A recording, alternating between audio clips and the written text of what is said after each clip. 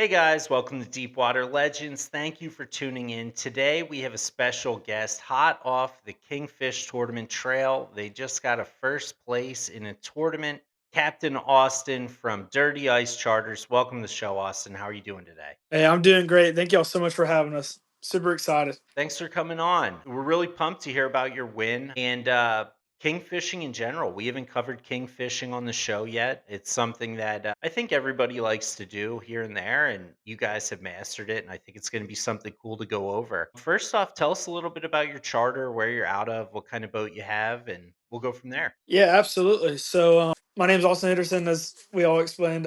I started fishing when I was 12 on a charter boat, and I was the first mate for about 5 or 6 years. And then I started working on my captain's license. Then ever since then, I've always been on a contender. So this past, or 2 years ago in April 2023, I finally got my boat. We ordered it and everything. It's a 2023 30T contender, and it's called Dirty Ice. Has twin 250s on it, three live wells, outriggers, all that good stuff as well. But we do a little bit of everything. We do charters, tournament fishing, fun fishing, bait fishing, especially for king mackerel tournaments. But yeah, man, we've been doing it for a long time now, and I have my master's 100-ton captain's license, and we just been doing a whole bunch of king mackerel tournaments every single year, and we've got blessed for a few of them. So hopefully, just we have a great start for this year, and hopefully we keep it going. That's awesome to hear, and that's certainly a badass boat. Where are you guys fishing out of? Where can people book your charter and get you going? Absolutely. So we're right here in Wilmington, North Carolina. We have two beaches really close to us. We have Carolina Beach and then Wrightsville Beach. So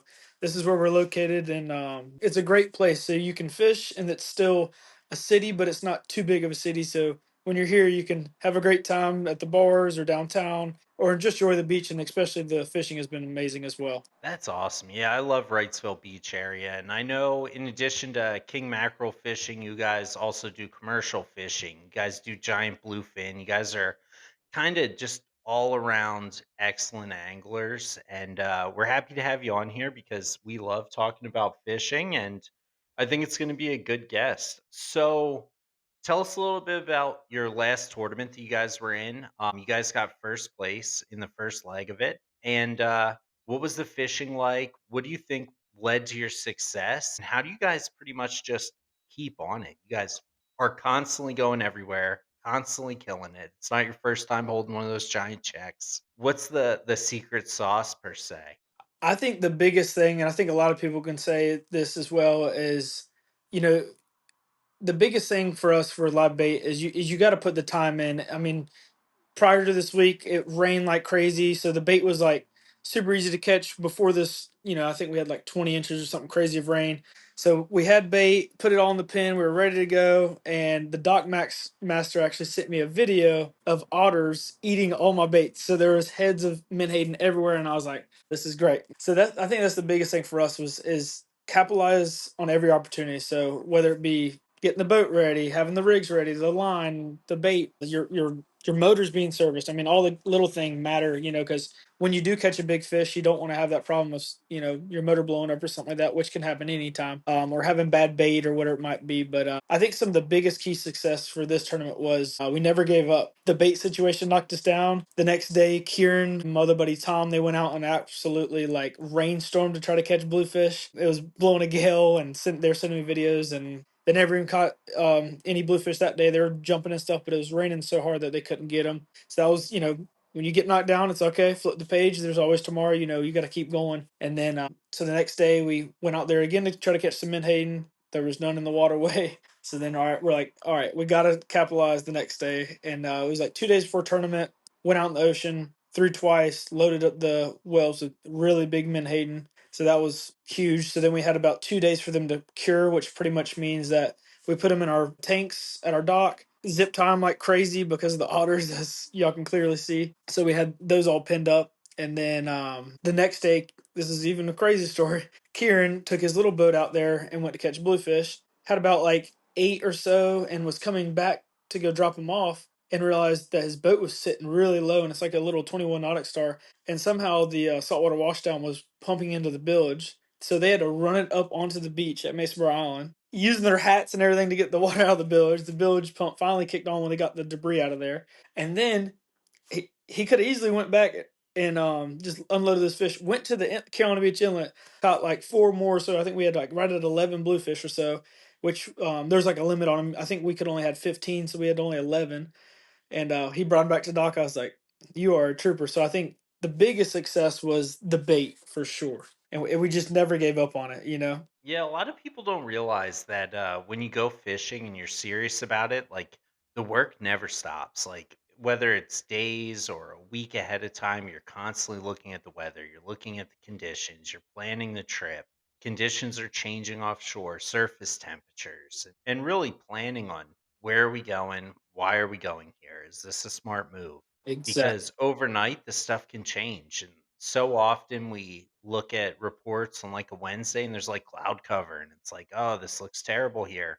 Then the next day you'll see like a temp break off from another one and come inshore and you're like, holy smokes, like now our run's 20 miles less. Like this is definitely the place to go. And then overnight it could push out and you're like, oh, I gotta go again. So it's really important to be a weatherman and a scientist and know the plankton concentrations and upwellings, downwellings, and really exactly where you have to go and having good bait and rigs already made because nothing's more Absolutely. frustrating than getting out to the spot and seeing jumping fish and then realizing like I don't even have lures tied up. I don't have rigs. I don't have anything ready to go and you lose that opportunity because as fast as they come, they're gone. Yep, that is a fact. So, when you guys are fishing bluefish versus menhaden, are you using the same kind of rigs or do you guys switch it up? Like, what kind of rigs you're using for each kind of bait? Yeah, so the biggest thing with king microfishing, a lot of people either use seven strand or hardwire. Personally, I've caught big fish on both of them. Even in my spread, I run both of them because you know, when you're out there, you don't want to have all hardwire, and then the one time your buddy or your friend has seven strand and he's getting bit. So I always at least run one something different. Whether it be a seven strand or a green bead or a skirt or whatever it might be. Everybody has their confidence behind their rigs, and I think that's what we try to differ with. But the Menhaden we usually have two treble hook rigs, and then the Bluefish we have a nose hook, so a J hook, and then two treble hooks behind that. And the biggest thing is too, even for that tournament, we had really long. Like I made a bunch of big bluefish rigs, but I realized when we got to the pin in the morning, they were not. Or when I checked them the day before, they were small bluefish. So I was like, crap. So that whole evening before, I had to shorten up my bluefish rigs because you don't want your rigs to ever be longer than your baits because there's going to be a big wire loop or excess line. So there's like or excess wire, I would say. So I think that definitely plays a big part. Measuring your baits, understanding that you need to have them formed to them. And I've seen a lot of times too where people make them too short and you have the fish air out and you're like, oh, there he is. There's no hook behind it. So So, are you guys running these on downriggers? Are you using a lot of planers? I know a lot of people use like egg sinkers, like in line. Would you give us some insight to what you're doing? Maybe how fast you're trolling these baits? Are you pitching them? What's like your target? Of course, you're gonna switch it up depending on the conditions and stuff like that. But like normal day, you're going out there. What's your go-to? What are you going to first? How are you gonna search to find where the fish are before you settle into your spot? yes, absolutely. So I think the biggest thing is, we usually run a five rod spread. So we got a long line that's, Africa way back there. Then we have a long rigger, a short rigger, and then we usually either have like two double pogies out or something like that, or a downrigger with a menhaden or a bluefish on it, whatever you like. Usually, just what I like to do. A lot of people have different things, but I don't like to run a downrigger unless I have to. So if it's like in 60 foot or 50 foot, I might not because I mean, those fish have big eyes. I mean, they can see, they can hear. Every time you put the boat in gear, that clank, and then they look up. There's fish. It's not like you're just putting it in and out of gear, and they can't see anything. But yeah, I think. Well, sorry, going from the fishing side of it, I've always heard slower's better, and I truly believe in that. These menhaden aren't the strongest swimmers, nor are bluefish, because I don't care. There's multiple ways to hook bluefish, but sometimes if you go too fast, you'll see them back there spinning like a helicopter, and you got to bring them in and put a new one out there. Especially when you only have, I think, three per person or four per person. Bluefish, I mean, you can only bring so many, so you need to protect your baits. So definitely slower is better for me. So you guys are running a lot of these unweighted. Yeah, no, yeah, I don't ever really use weights unless I'm putting one on the downrigger. But then I'll you throw the bait out there, probably like 15, 30 feet behind the boat, and then you wrap it in your hand, put it on a clip, and then put it on the downrigger straight down. And I usually put it about halfway in the water column, or unless I see like a thermocline on the screen, then I'll put it right there on the thermocline. Yeah, because you probably pick up a lot of sharks doing that as well, dropping them deep. A lot. So, aside from kingfishing, or actually, we'll go right into it. So, in the tournament, how much did you guys win? It was right at 78,000. That's incredible.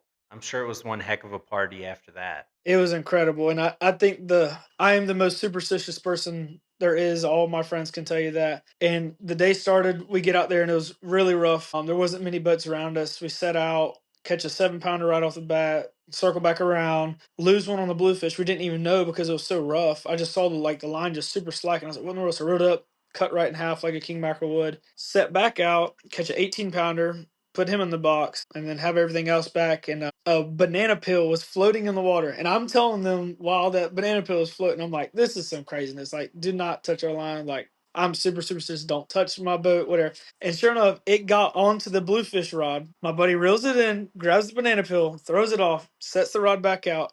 And maybe a minute later, the rod dips down, never pulls drag, dips down, comes flying back up. But I'm standing at the helm so I can see the line.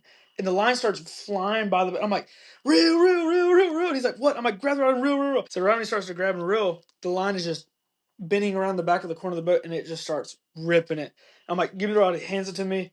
And it just was burning me down on a Talica 25 BFC, so like the sailfish rods. And it was brand new spool, so full line of spool. And it was down to like, I'm going to say 150, 200 yards left in like, minutes, so probably seconds, honestly. So when I saw that happening, I told them to put it in gear as fast as we can go because we got to get on top of these fish because there's been a bunch of sharks, as you've probably heard on, with other guys talking. We start absolutely going like 15, 20 miles an hour, going straight towards them. I'm gaining a bunch of line back. And I said, hey, put it in neutral. I was right when we got on top of him. And I say, hey, bump it in reverse for 2 seconds just to stop the boat. Right when he bumped it, I looked down and the head of the fish just comes right up.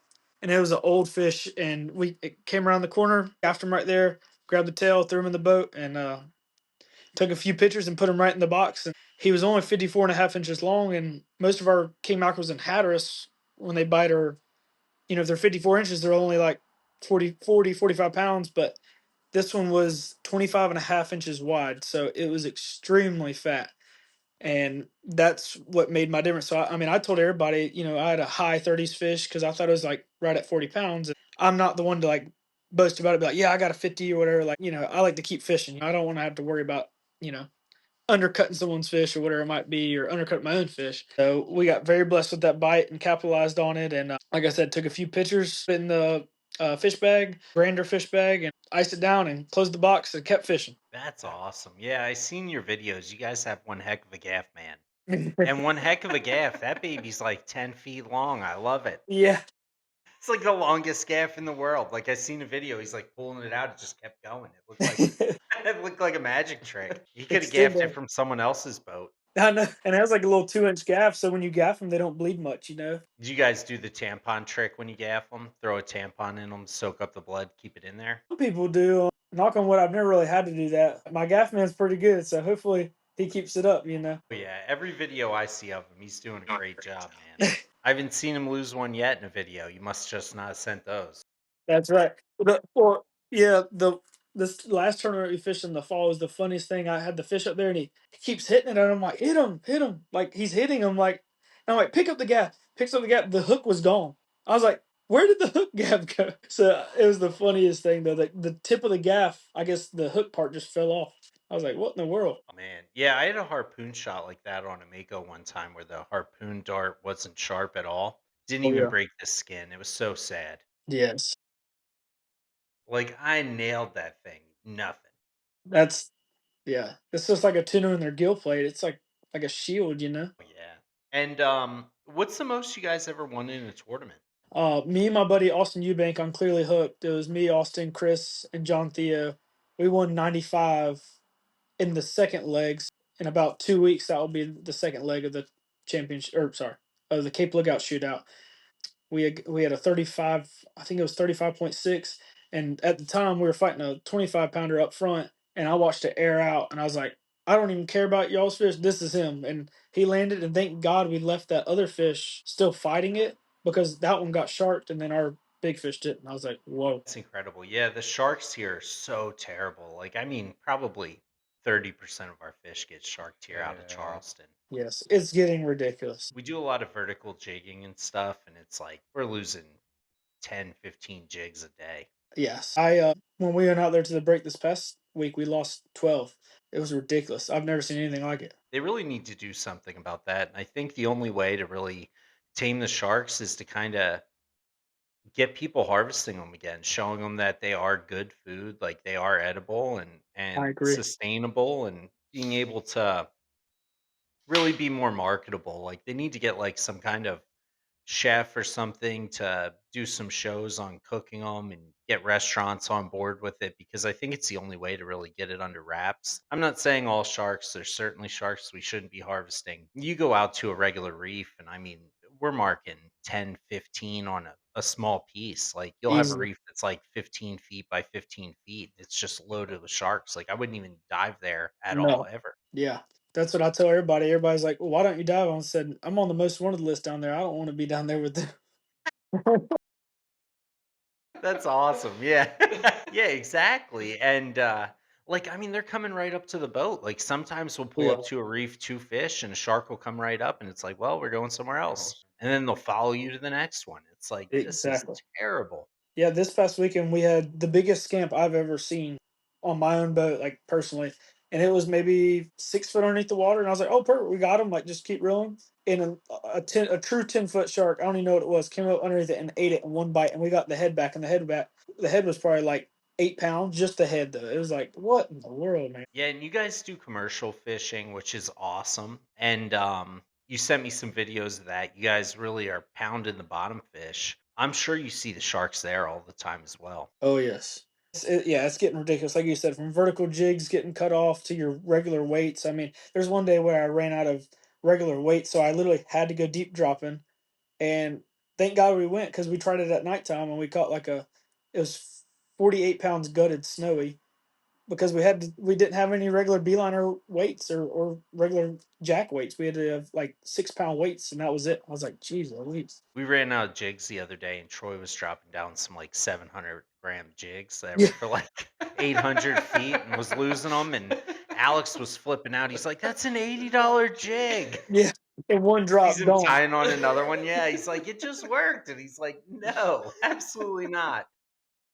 Have y'all tried those JYG jigs? Yeah, those things are awesome. Yeah, I literally just got an order of them, like 10 of them in there, and I was like, "These are sweet." Yeah, they work really well. We like using the Magic Tail jigs. Yes, Shout out to Magic Tail and Dante. You guys are the best. We appreciate you.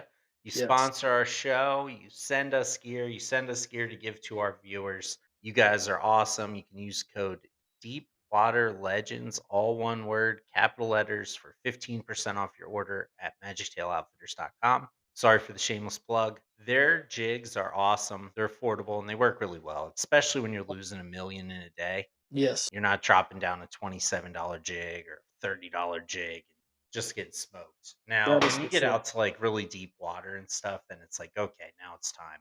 You have a little bit more real estate to work with. You're not dropping it right into a shark's mouth. Yeah, But for even sure. out there, man, like we're having wahoos getting sharked. It's like, what the heck is going on? I don't understand it. Yeah, and I mean, like they're big sharks. Yes, Like, I can't remember the last time I seen a shark smaller than, like, probably 7, 8 feet.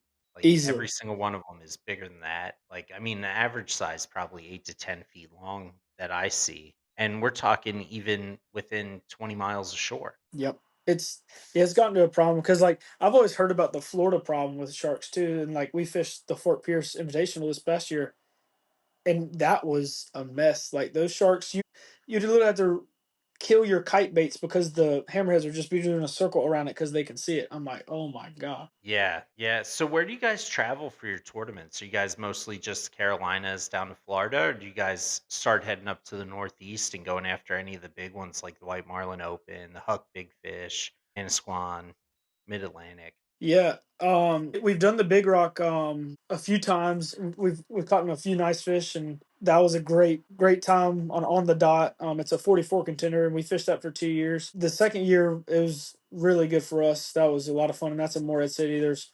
tons of boats, big money. Y'all have probably heard about it. But mostly our tournaments are in North Carolina. We travel all the way up to Hatteras, and then we go down to Little River, South Carolina. So we do a little bit of everything. Yeah, mostly the King tournament series for us is from Hatteras to Little River. Next time you're in Little River, make sure to take a firearm after what happened this weekend, man. 11 Oh my people god, shot on that boat. It's Yeah. insane. that is ridiculous. Yeah, that was Yeah, wild. Murder Beach, baby. Yeah, Pack the heat. I don't know what's going on down there. I yeah, try that to was avoid Myrtle Beach at all costs. yeah.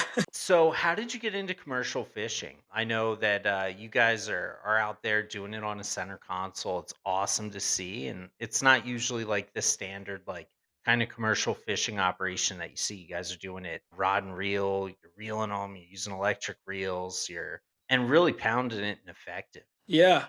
So I pretty much started commercial king mackerel fishing with this guy named Andy Everhart out of Carolina Beach, and he's my mentor. He taught me everything to start. And then from there, my little brother Bennett, he got the full ride to be a captain. So then he ran the boat, and then I had to go to college and everything. Then my buddy Austin Eubanks, he had two 28 contenders, and then he started letting me run one of them full time. On the weekends because I was right here in UNCW in Wilmington. So I started running charters for him, commercial fishing, and he taught me a big amount about bottom fishing, commercial fishing in general, efficiency.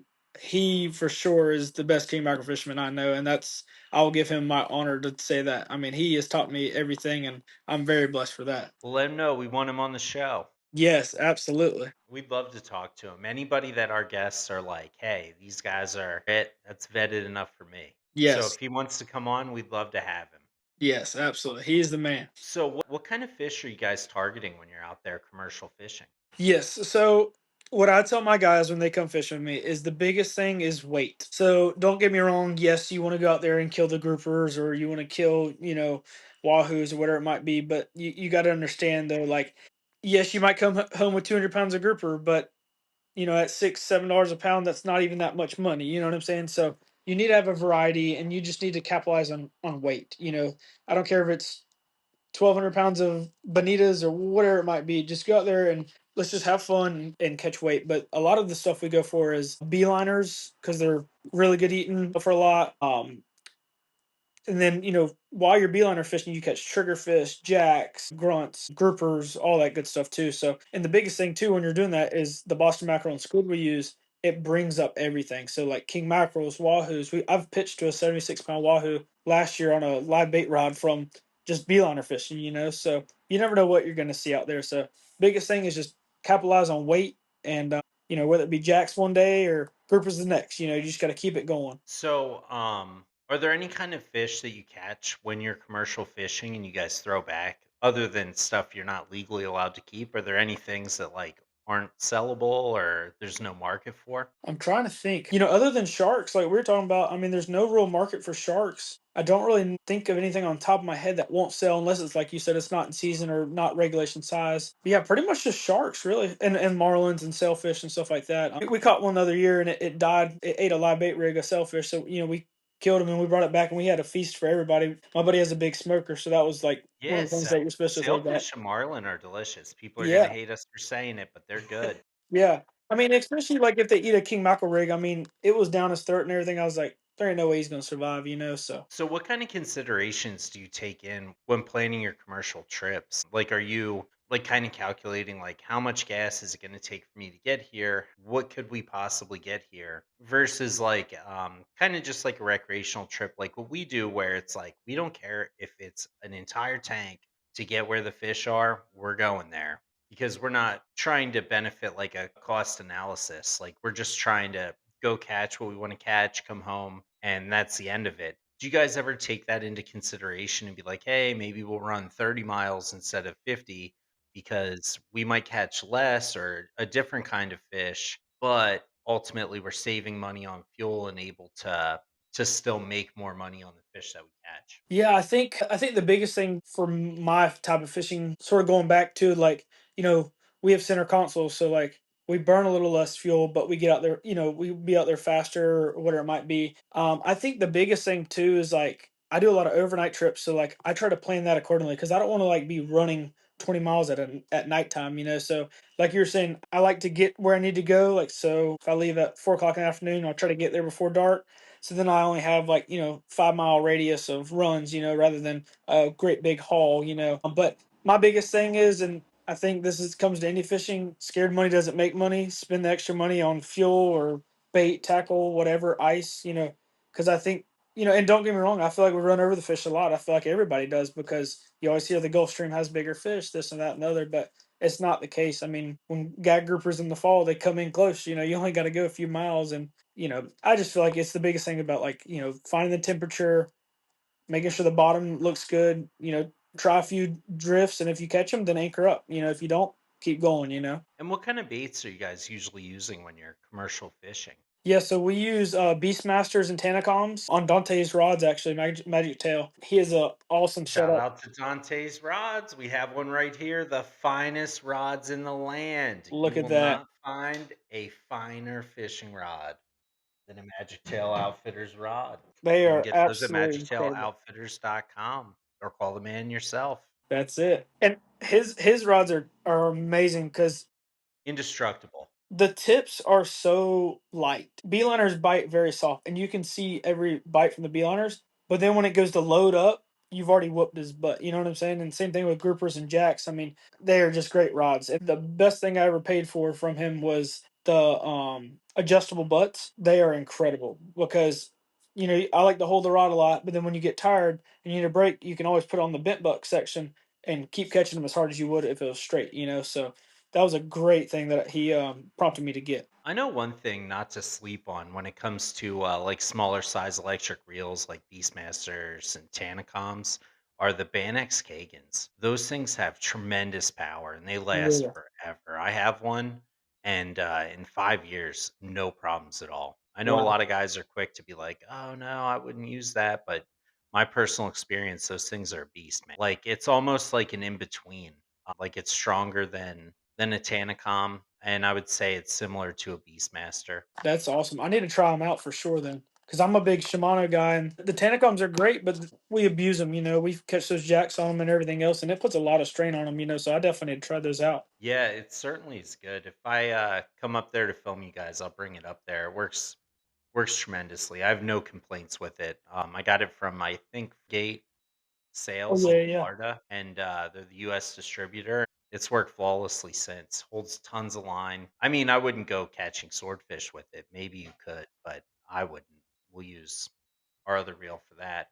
Yeah, it works really good and certainly no complaints. As far as like baits, what kind of bait are you guys using? Are you guys just using squid or are you guys using Manhattan or Yeah, so sorry, I forgot I said it the first time. We usually use Boston mackerel, and we'll fillet them up, salt them like a day or two in advance, freeze them, and then they're ready to go. The oil off of those truly get the fish going. And don't get me wrong, we use squid too, but that's usually like a backup because I really do like that Boston mackerel. It puts off the scent, and the bee owners get fired up. and now are you guys running like multi-hook rigs? Like are you sending down like 10 hooks on a line or just a couple hooks like a standard like fishing operation where you're dropping like maybe like a 3 hook rig or do you guys have something crazy rigged up where you're like this has 27 hooks on it? I've always wanted to try that because I've seen them, at work. It just those beeliners bite so quick a lot of times that we just use 3 hook rigs, small circle hooks, all that good stuff, and usually like a 16 to 24 ounce weight depending on the current. But yeah, I've tried the 4 hook rigs and 5 hook rigs, but the problem is then you lose efficiency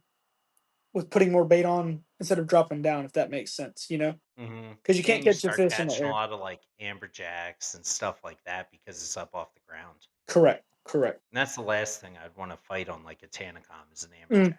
yeah, That's the last thing I wanna fight in general, unless I'm vertical jigging, specifically going for amberjacks. absolutely.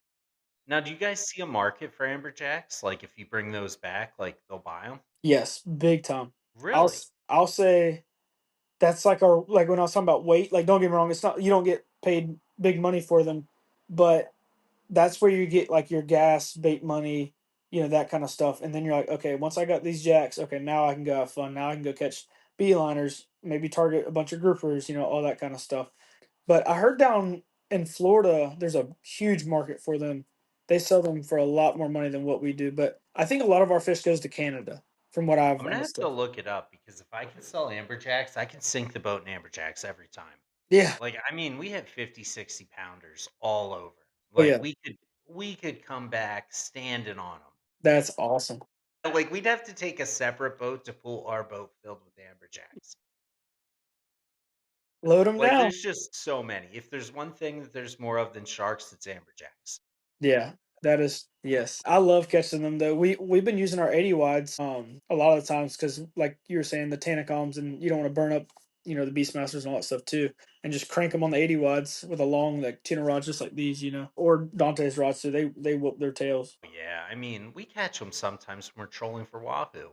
Like double hooked up a while back, and we were high speed trolling for wahoo with Nomad DTXs, like the twos, Y'all thought you and had them we on. thought we had Moby Dick on the line, dude. Like we were like, "Oh my god, double hooked up!" Like That is these awesome. things smash the line, going like 12, 15 miles an hour. And Yeah. we're like, "Oh my god, it's pull and drag." We had to slow the boat down and stuff. 30-minute fight, 260-pound jacks. And we're like, "This is terrible."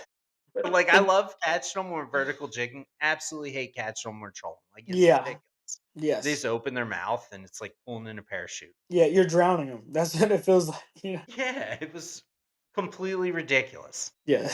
Yeah, I'm gonna definitely have to check about the amberjacks. I wonder who's buying them, what they're using them for. Yeah, Like because 'cause I've cat never food, dog food. Like I don't know anybody that eats them. I never cut one open that wasn't filled to the gills of worms, man. Yeah, I'll be honest with you. I've eaten like the shoulders off of them a lot, and I'll cut them up in like little chunks, and I'll put them in with my grouper, and I will not tell anybody, and nobody will even say anything. Like, Doing people dirty. no, no, Yeah. no. Yeah, every year I keep at least one in hopes that it doesn't have worms because I hear how good they are. Yeah, And every year I take it back to the dock and I cut it open, pull out some earthworm size worms. And I'm like, nope. Once again, no. But then a couple months pass and I'm like, okay, new season. This one doesn't have worms. I feel it. yeah, And like sometimes it's a small one, sometimes it's a big one. And it's like every time it's worms all the time. And not just like a couple. It's like the whole thing is just loaded with. warmed up. Yeah, I know the Almaco jacks don't get it as bad, but I know they still get them. Yeah, I kept a couple of those too, and I ate one of them, and then uh, I was like, "Oh, I have high hopes for this," and then the other ones I kept had worms. I was like, "Oh no, That's the terrible." word. That So, do you guys do any wreck fishing or anything like for wreck fish? no, Do you guys get them up there? I've never been out to the deep like that. Some of my buddies do it, and they're sorry, not for wreckfish, but swordfish, and they are very good. We got two guys up here at Wrightsville Beach, Jackson and Ben, and they are incredible sword fishermen, and they do it up and down these East Coast. They do it everywhere, and they are very good.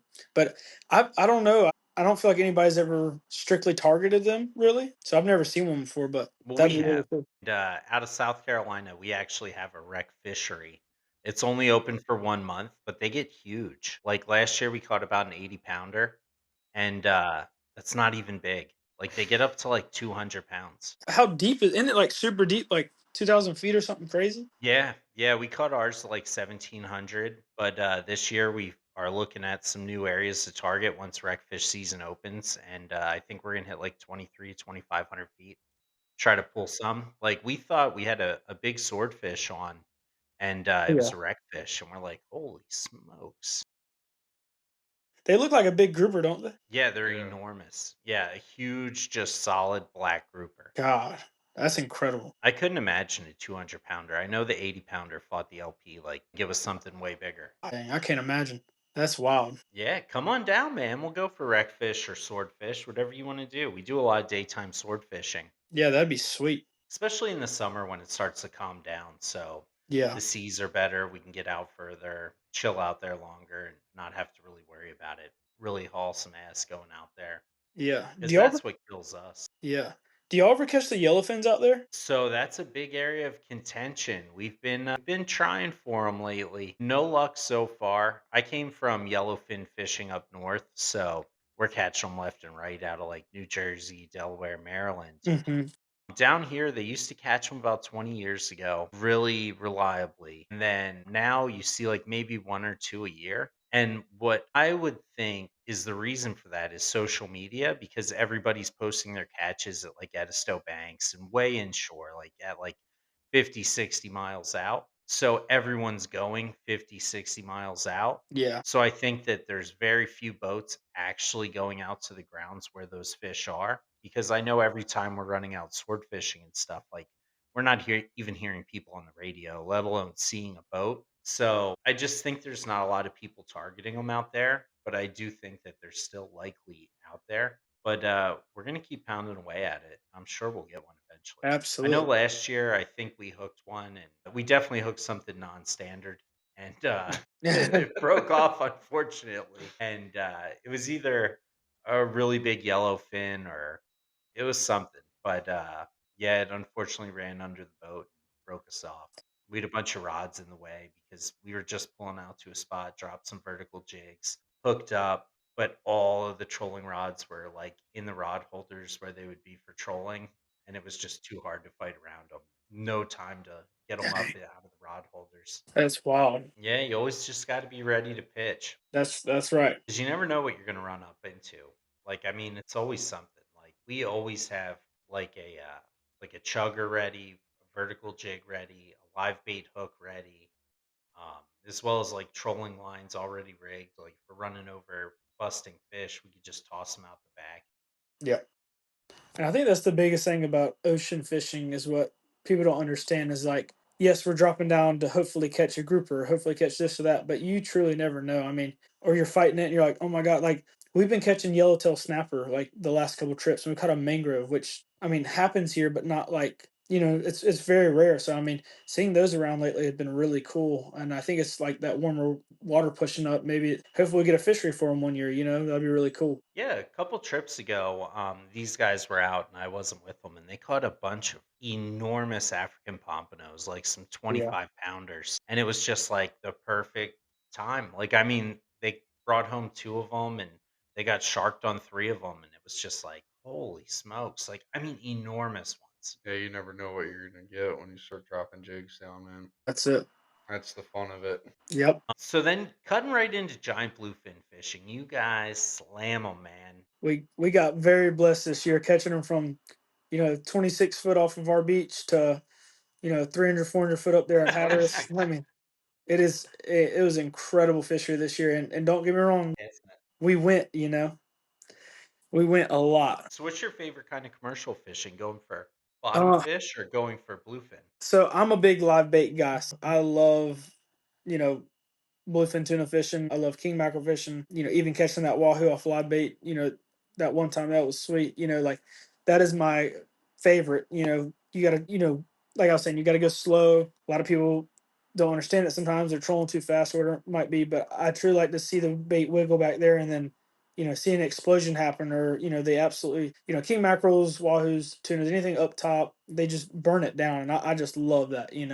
Takes a lot of skill to fight these fish. And you got to be gentle on the bites with bluefins for us because we're using circle hooks and everything. And when they come out the clip, you got to put it in free spool, let them eat it, and you just got to be real patient. And then come tight when you think it's time. And I've pulled him out of a fish's mouth before, and sometimes I've gut hooked him, and you don't even know until he's running underneath under the boat and breaks everything off. So I think the live bait fishing for bluefins or king mackerel in the fall are my favorite. That's a blast to me. So you guys are live bait fishing for the bluefins up there. I know a lot of guys are pulling like Who Magics and Joe Shoots with ballyhoos on them. It's uncommon to see people in the South using live bait for them. I know I fished for a summer up out of Massachusetts on a boat targeting bluefin, and we used a lot of live bait, Boston mackerels, dropping them down, putting them on balloons, stuff like that. But as far as my bluefin fishing in New Jersey and South has always just been trolling.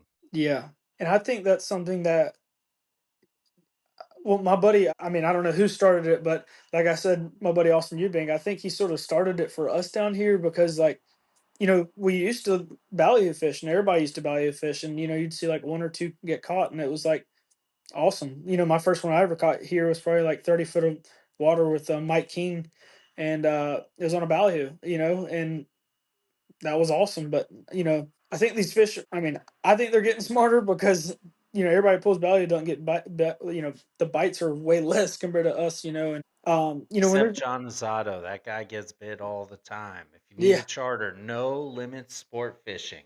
You will not catch fish with that guy. that's awesome. Yeah, he kills it out of there with ballyhoo, but I think he's further up north. He's in the Outer Banks. Yes, yeah, the Outer They got Banks a guys slay him up there with ballyhoo. they got a 705 dress this year. That's incredible. Yeah, he was telling us that, like, the bigger the fish isn't necessarily the best because it depends on the market. Like, if people aren't looking for a really large fish, then it'll sell for less. Do you find that in your other commercial fishing as well? Like, if you're catching beeliners that are, like, bigger than average or groupers that are bigger than average, that they'll sell for less than, like, the certain size? I feel like so with the bottom fish and stuff, it's better. The bigger the grouper, the bigger the beeliners, bigger the trigger fish, that kind of stuff. They actually suffer more. The tunas, I mean, you got to think about when they're trying to get sushi off them. I mean, that's a sliver this big out of a 750 core or whatever. That's a lot of meat they got to get off those critters. So I think that's where that comes into play. And they're like, how are we going to get rid of all the sushi? I mean, they can do it, but you know what I'm saying. I think that's where that comes into play because you got to keep the fish fresh and all that. I think that's where the prices sort of vary with the bluefins. So, what's like the process when you guys are commercial fishing? Are you guys doing that? Like, are you guys doing anything special with them? Are you gutting them? Are you killing them with the wire through the head or anything like that? Or basically just, hey, getting these suckers on ice as quick as possible, getting them back. Yeah, so with our all of our like bottom fish, we do is we pretty much catch them as fast as we can. We don't gut them then, unless they're like jacks or something like really big that will like. Because if you don't gut some of these jacks, they're so big you can fit two or three, four, or five more fish if you do gut them. If you don't gut them, then it's like where am I going to put these big things? But all of our fish we usually gut right when we get back. But yes, we definitely carry a bunch of ice right when we leave for our trip. The boat is very heavy, as you can imagine. And then as with the bluefin stuff, you got to be very careful with them. We harpoon them, get the tail rope around them, get a rope through here, start swimming them as fast as you can, and then slowly bleed them out after, if you fight them for an hour, swim for an hour, that kind of things. Those are our two ways Um, to do it. what's like your average like, per pound, like for when you're bottom fishing commercial fish? Like, how much in general are you getting like per pound or like making per trip that you're going out? Like just because like I think that average viewer, including us, is just so unfamiliar with it. And you have a bunch of shows, not to mention one where they're like, you get $27,000 for a fish, which we already know that's not the case. Yeah. But when it comes to like reef fish and stuff like that you're getting, like how much you guys actually like usually getting per trip? Yeah. So, I mean, and this is going to surprise a lot of people. I mean, I would if we were getting $15 to $20 a pound on these creatures, I'd be doing it full time. But you can't make a living like that, especially with the weather how it's been. Yeah, But you could say that again. gosh, it's It's been terrible. This crazy, wind, man. Oh, and rain and storms popping up. It's ridiculous. Yeah, our groupers we usually get anywhere from $6 to $8 a pound. Beeliners, $4 to $6 a pound.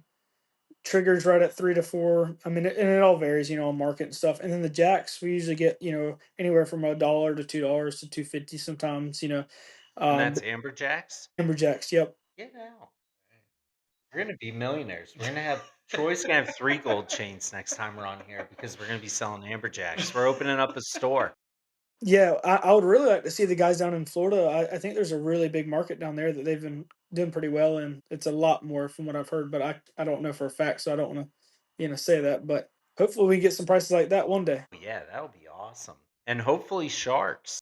Let's Yeah, start pushing that shark meat, man. We need restaurants and chefs to start cooking sharks left and right. Bull that's true. sharks, hammerheads, anything that's legal to keep. We need to get a professional chef on this. Gordon Ramsay, if someone listening to this knows him or knows a professional chef, reach out to me. We'll get you as much shark meat as you need to practice. You make us a video, we'll post it out. We'll have you on the podcast. Let's get people eating shark. Make shark Mhm. great again. Yeah, So that's pretty incredible. That's awesome to hear that that it's a sustainable thing that you guys can go out and really not only hone your craft at being able to target these fish, but also get reimbursed for it. What are they paying for like kingfish on average? And that's a big, a varied market too, but usually around $3 to $4 a pound. Sometimes in the wintertime when it's, hit or miss and really, it can be like incredible. And then, like you said, the wind will blow up on you. So then nobody will be fishing for 3 or 4 days. And then, like, right when it happens again, if you catch, 500, 600 pounds or 1,000 pounds, whatever, you can make really good money. It's a big market up in Canada too for us. Thank you to the Canadians eating our fish and supporting us that way as well. Eat more fish. So are there any fish that are like surprisingly worth tons of money? Like if you catch one on your boat, you're like, "Oh my gosh, like this is the golden ticket." Yeah. Other than a bluefin. Yeah. I would say the snowy groupers and the tilefish and that kind of stuff is, and just gag groupers as well. Big market, as y'all know, great eating fish. African pompano, beeliners are very tasty fish as well. Wahoo, do they pay pretty good for wahoo? You'd be surprised. It's not as good as you think. It's like right at You would think four. that'd be the Yeah. highest because it's like the best eating fish in the ocean. Yeah, and I think though, because the heads weigh so much, so they have to vary it because we sell the whole fish and we just gut them. So I think that's where that varies a lot of the times, but it's usually like $4 to $6 a pound is what we usually get. Get out. That's insane. And so is most of your fish going to like local fish markets or is it being sold to like Canada or grocery stores or do you know like where it's headed or anything? So I sell my fish to Greenville Loop. Jeff Scott up here on Greenville Loop Seafood. He's the man. Him and Chris and his son Farrell. They treat us right. They get all of our commercial guys here. They pack our fish out right when we get back, so everything's cold, fresh. They sell a few up at the front, and then they sell a lot to local restaurants all around town. And then they sell some of the bigger fish like the Jackson stuff to and King Mackerel to New Jersey, or sorry, New York or Canada. But yeah, huge shout out to Jeff at Grimble Loop and Chris and Farrell and all the boys up there. They get our fish well taken care of and they get it out to these local restaurants as fast as they can get them there. Shout out to all you guys working in the fishing industry. If they want to come on the show, connect us. I'm happy to have them come on too and give their perspective on fishing and the market and all that stuff as well. We love hearing about all kinds of stuff. And so what's the biggest fish you ever caught? The biggest one I ever caught, I think it wasn't even, I think it was like 102, or no, no, sorry, 106, and it was 106 inches, and it was 509 core bluefin. And it was my first tuna I ever caught like on my own boat. And it was incredible. I was like 38 feet of water off of Wrightsville Beach, and it was like right before it was about to get dark. Like, I mean, it was dark, and there was one little sliver of light, and I was like, all right, I was about to pack everything. I was like, I'm gonna give it 5 more minutes. And right when I said that, it was like so dark, I barely look up the clip, and it popped. So I said, no way. And I put it in free spool, let him eat it, and it came tight, and he just blistered me offshore. We got him. Austin Eubanks, like I said, he hopped off of his boat, and thank God he helped me get it onto mine because I had a Sportsman at the time about 4 or 5 years ago now, and that was a beast to get on that rig. That's awesome. Shout out to Sportsman. They're South Carolina boat manufacturer. They're right here in Somerville. Absolutely great boat. I had the 252 Sportsman and caught a bunch of fish off it. It was a great boat. Yeah, the biggest fish I ever caught's actually a pretty funny story. We were out fishing in the canyons with one of my friends, Stanley Watts, and another friend, Mike Benny. And we were in probably like 3 or 4 thousand feet of water out in the canyons and settling in overnight because we were going to go big eye fishing and bluefin or yellowfin fishing in the morning. And we threw out a shark bait. We had like a 25-pound bonita that we had out there. And we were like, oh, we're going to get like a huge mako or nothing, which we were hoping for the or nothing. But like if we caught something, it was going to be worth our while. It wasn't out there for 15 minutes and that thing starts screaming, man. And we're like, oh my gosh, we hooked something huge. We fought that thing for hours. I mean, it went all the way to the bottom. We got line back, went all the way to the bottom again, got line back. And it was just hours and hours. And like at first, Mike was like, I'm going to fight this whole fish. And it was like, okay, go ahead. And then like 40 minutes in, he's like, no, no, it's not even tired. Like, you got to get it. So, like, we all started taking turns and then like more turns, and then hours later, more turns, and it was like 15 minutes at a time. We're all whooped. Daylight starts coming in. Like, I mean, we fought this all friggin' night long. Oh my Like, we god! thought we had like a state record mako. Son of a Absolutely! gun, it was a tail wrap pilot whale. Oh my god! Got them all! It was terrible. We had it on film and like we were running out of batteries and like turning the film off for like an hour and then turning it back on. We're like, oh, we got it close again. We're getting wraps back on the reel. And then it's like screaming us again on a TRX 80 wide. Oh And we my had a god. special reel that we set out specifically for fishing for giant sharks. It was an 80 wide at 300-pound Jerry Brown hollow core with 300-pound top shot. Like it Gee. wasn't breaking off. And like, I mean, we fought this thing with tons of drag all night long, and then all of a sudden, we're like getting it close, lead like the top shots on the reel, and then it's just starting to get to the leader, and then we hear it pop the surface and blow hole, and we're like, no. And My I guess god. it must have came to the surface a bunch of times, but it was like really far away, so like we didn't hear it. Like we were down to like just a couple wraps on it. Like we thought like we were losing this fish like a million times, and like then we were getting it back, and it was the biggest heartbreak ever. It was like, oh my gosh, yeah, That is it was crazy. no bueno, not good. That is wild. Yeah, and since then we fought like a 300-pound ray, like all kinds of stuff that like you would never imagine, like Yeah.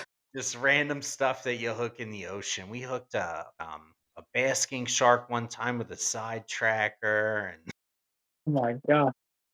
all kinds of stuff, man. It came swimming right across. Like Jeez. you never know what you're gonna hook out there in the ocean, man. That's the That's the biggest best thing. part about fishing out in the ocean. Absolutely. I can't agree more. Everyone just sees like the awesome victory shots and the videos. No one ever sees like the heartbreak of fighting a fish for 6 hours and it turned out to be a whale. Yes. That's a fact. That is crazy. That Yeah. you'll never forget that. Oh no. I mean, luckily for me, that fight was probably 5 or 6 years ago and it hasn't happened since, knock on wood. But Yeah, if it happens again, we'll be ready for it again. 'Cause absolutely. hey, I'll probably never hook and fight something that size again. Like, No. like it was just the most ridiculous thing ever. Yes. That is crazy. Um, like I almost want my friend Lance from Fish Flags USA to make a pilot whale flag for us. But until then, he has Troy's flag, the skunk. Hopefully, you never need to hang one of those. If you need a kingfish flag, Lance has them. Heck He yeah. has awesome flags. He has them in realistic fish like this bluefin. He has them in the old school kind. He has them in everything. Great company, great guy. Also has Trolling Mate USA to keep all your lines untangled, ready to go. I'm ready. So, for people looking to get into charter fishing and commercial fishing, what kind of advice do you have to give them? I think the biggest thing is, don't get discouraged. Safety is very important to me, at least. If you're taking clients out there, you have a lot of responsibility, whether it's your friends, your family, people you do not know. You don't never know what their health conditions are or whatever it might be. Safety is always first for me. I don't like to go out there with 100 people, blah, blah, blah. I think the biggest thing too is find new spots. Don't beat up the same spots. That's how you get better, is the fact like, okay, I know this rock cold grouper in the fall. You try it in the summer multiple times, it doesn't happen. You got to try somewhere new. And I think a lot of people, they go to the wrecks every single time, or they go to this one ledge every single time, and those fish can't keep up with how many you're catching, especially for commercial wise. You got to. I'll go 60 miles to the south. I'll go 60 miles to the north, 100 miles, whatever it might be. Just switch it up, catch your fish, keep moving. You don't beat up a spot, because you want to have that spot later on that's going to still be good. Rec, charter, commercial fishing, that goes for everybody. I think that's the biggest thing, is keep fishing, keep everybody safe, and most importantly, have fun. And so for people that are doing the king fishing, like the tournaments and stuff, what kind of advice do you have for them other than don't compete against you guys? Yeah. Bait is key. Have confidence in your stuff. Make a lot of rigs. Be prepared. I think too is like, don't get discouraged, because there's been years where, like, you catch 10 pounders. I mean, as hard as you can go, but there's a 30 pounder there, or whatever it might be, or a 50 gets caught right beside you. This past weekend, there's a lot of small fish in there, and we just got blessed with a really big fish. There's another 37 caught there, but there's a lot of small fish in that area too.